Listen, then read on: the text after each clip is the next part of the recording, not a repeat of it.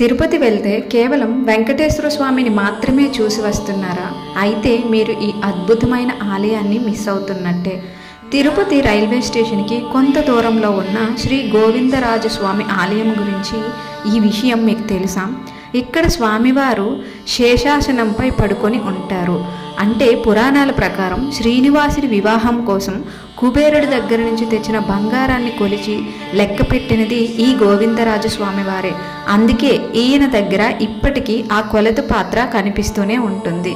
అయితే ఈ ఆలయాన్ని 1130లో సాక్షాత్తు రామానుజనాచార్యులు ప్రతిష్ఠించారు. తిరుపతిలో ఉన్న అతిపెద్ద ఆలయాల్లో ఇది కూడా ఒకటి.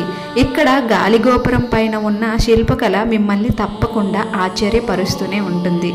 శ్రీవారి దర్శనం పూర్తయ్యాక గోవిందరాజు స్వామిని దర్శించుకుంటే మీ యాత్ర సంపూర్ణమవుతుంది. మరి మీరు తిరుమల వెళ్ళినప్పుడు ఈ ఆలయాన్ని సందర్శించారా? సందర్శించినట్టయితే కామెంట్లో తెలియజేయండి. అలాగే ఈ వీడియో నచ్చితే ఒక లైక్ చేసి మరిన్ని ఆధ్యాత్మిక వీడియోస్ కోసం మన ఛానల్ని ఇప్పుడే సబ్స్క్రైబ్ చేయండి.